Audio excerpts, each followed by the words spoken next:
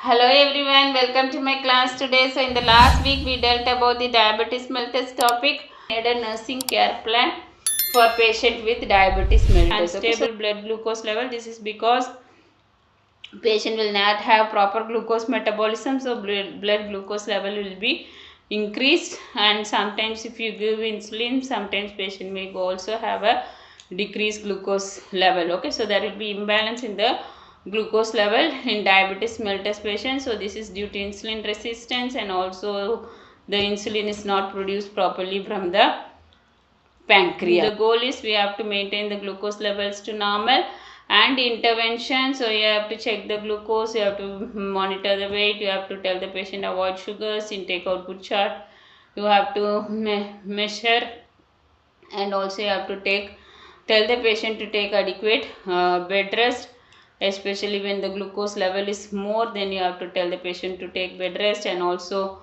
insulin therapy and oral hypoglycemic agents are there to reduce the blood glucose.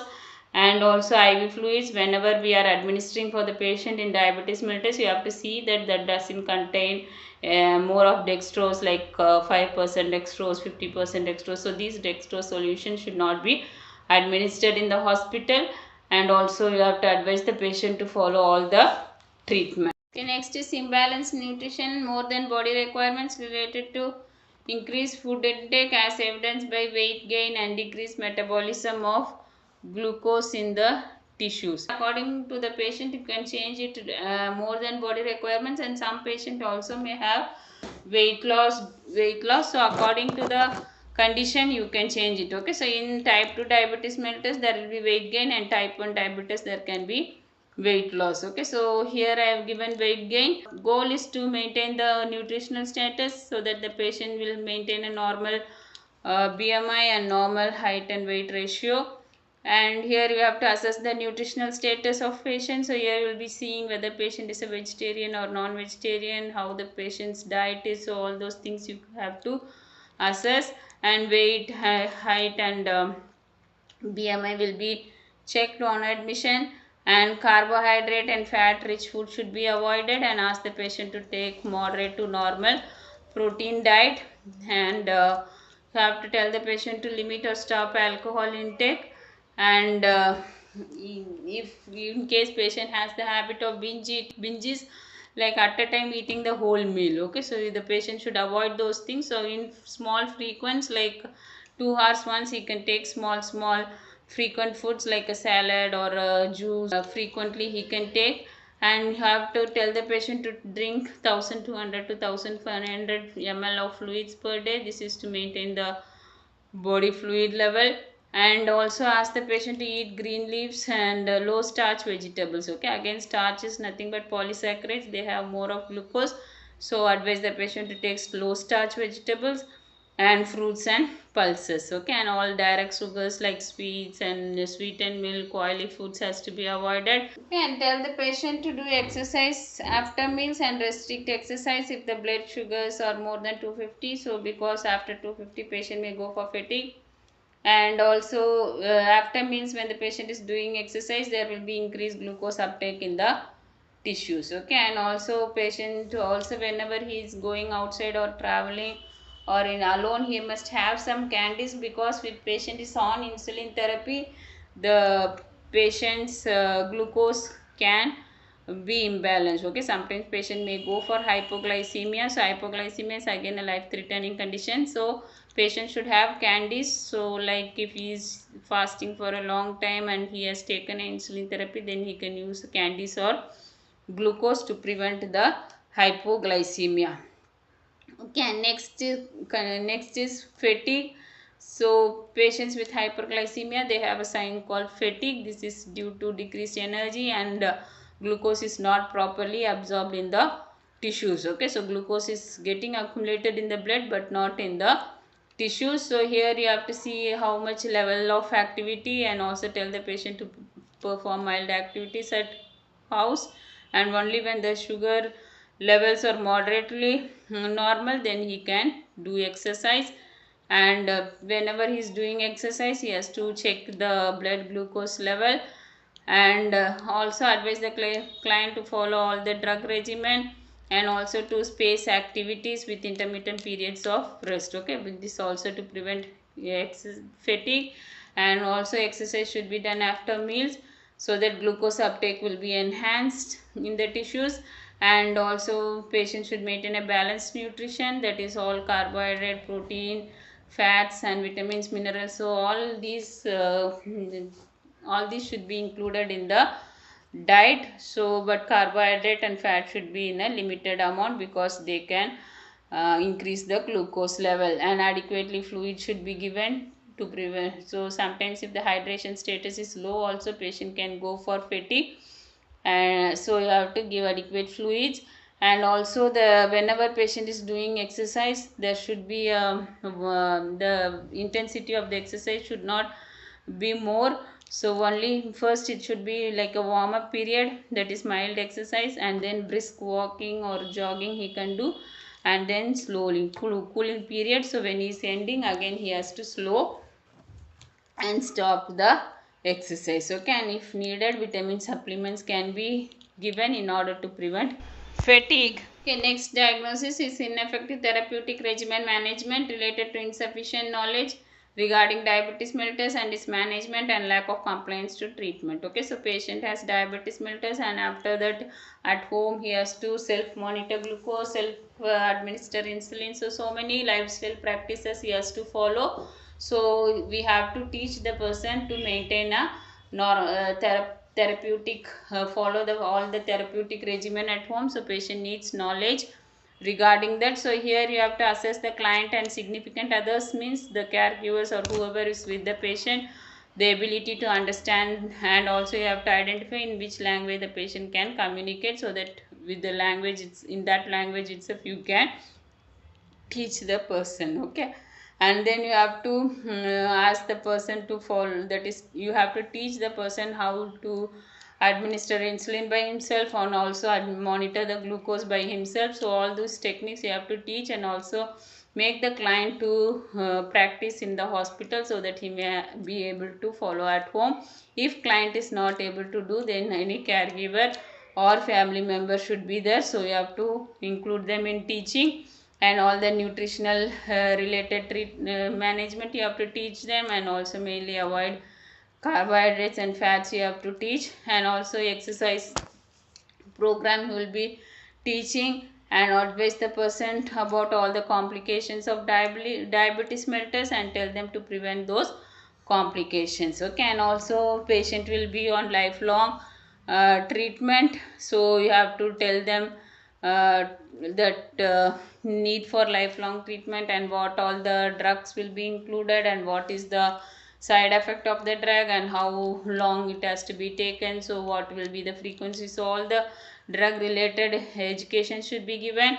And also all healthy habits like avoiding alcohol, stopping smoking, drug abuse, so all those education you will be giving to the person. Ask the patient to come for regular follow-up and checkup so that we can identify the complications early and also treat the complications early. Okay, and next is risk for injury. So here there is no subjective objective data because we are anticipating patient may have the risk. So just what all the things can cause the risk you can write in the nursing assessment. So here patient will be risk for injury because all the nerves and blood vessels, they may not get glucose because the insulin is not there to transport these glucose into the tissues. So when nerve tissues and blood vessels do not get glucose, then the person will not have the sensation. Okay, so due to loss of this sensation, the even some pain or something patient may not feel, and the person can go for injury. So here you have to assess the neurological status of the person, and mainly assess the senses, touch, the smell, the seeing, vision. So all those things you have to assess for the patient. And tell the patient to follow nail care, and also cut short the nails, because sometimes even scratching, if there is a small wound, the wound can become a big one and it can get infected. Okay, so all the nail care, food care should be done. And also when person is going outside, he has to wear well fitting shoes, so that there won't be injury, that is direct injury can be prevented. And also all slippery floor should be avoided. this to prevent injury. And also in the patient's environment there should not be any sharp objects, so that it will prevent injury. So every time patient should use only non-slippery shoes. So shoes also should be well fitting. And so when patient is wearing the shoes, ask them to inspect inside the shoes whether that the shoe is clean without any foreign objects or objects or any rough edges which can cause wound for the patient. Okay, and also heavy activities and vigorous work the patient should not do, like building chemicals, automobiles, so where these things can cause injury, the person should not do. So even if he is doing, he has to he has to have complete protection so that he may prevent from injury. Okay, and all the complications of diabetes should be explained to the patient and also advised to prevent those complications. And all insulin and oral hypoglycemic therapy you have to tell the patient to take as advice. Next is anxiety. So when patient is having diabetes and it is a chronic disease, so patient may have lifelong treatment and there are so many complications. So hearing this, person may have become anxious. So here you have to check the vital signs and also level of anxiety, because when the anxiety is the patient BP and pulse may increase. So you have to check the vital signs and you have to positively reinforce, like telling the patient there are so many patients with diabetes and they are also healthy by following the healthy behaviors. And tell the person to take adequate rest and exercise, and any diversional therapy like music, reading can be given. And also group therapy where all the persons will be sitting together and they can discuss with themselves, they can ventilate their feelings with their other persons. So like that you can allow them to do a group therapy. And also if a person is already having a diabetes mellitus and he is doing well, you can introduce the person to that person so that they may talk and gain the confidence. And also tell the patient how to give insulin therapy by himself and where to get the insulin therapy. And also for a long time insulin therapy there may be pain in the muscles, so to prevent that, nowadays there are pain injections are coming, so where there will be minimal pain.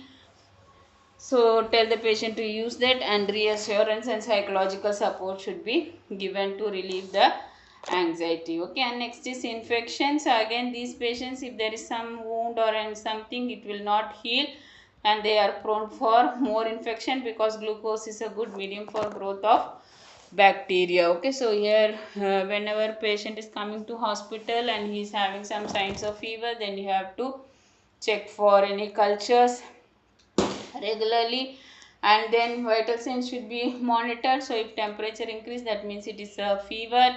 And all hygienic practices, like patient has to follow good dental, oral, nail, feet, skin hygiene. So all these practices has to be taught so that it can prevent infection. And tell the patient to take adequate rest period between activities. Okay, so whenever is doing some work, in between that you have to take adequate rest. And also well fitting shoes and mask should be used while going outdoors, because again if the shoes are not fitting, then it can cause wound injury, and injury can attract the microorganism and they can cause infection. Okay, and also all injury should be prevented. And tell the patient to avoid carbohydrate diet, because glucose is good medium for growth of bacteria. And all the therapeutic regimens, so all the treatment has to be explained to the person, and tell the patient to follow and come for regular checkup so that early we can treat if there is any infection. And lifestyle measures like avoiding alcohol, smoking, drug abuse, so these also have the chance of again enhancing the growth of bacteria. So if patient is having these lifestyle habits, then patient has to cut down all those habits. And also tell the patient to take regular exercise, so especially after meals, so that the glucose will be distributed to the tissues. Okay, and next is patient will have risk for neurovascular complications. Okay, so the chronic complications, patient may go for retinopathy, neuropathy, nephropathy. So this is because lesions can form in the blood vessels due to excess glucose. So you have to again check the vital signs regularly. So neurological sensory examination should be done, and also blood glucose should be checked regularly. And whenever patient is coming to hospital, we have to do a random blood sugar, a postprandial or a fasting blood sugar. and other functions like ophthalmic test to check the eye function, and neurological examination, renal function test, cardiac function test. So all these blood test and other examination has to be done whenever patient is coming to the hospital. And again you have to teach the lifestyle practice so that you will prevent the complications of diabetes, and also tell the patient to avoid injury and also avoid carbohydrate diet.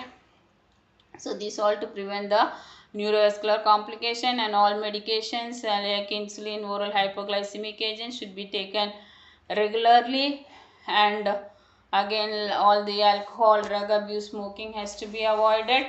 And also we have to educate the person about the signs and symptoms of complications, and whenever those signs and symptoms come, immediately the patient has to come to the hospital. Hope you have understood my class. Please like, share, subscribe, and also click the notification button for regular update of my videos. Thank you.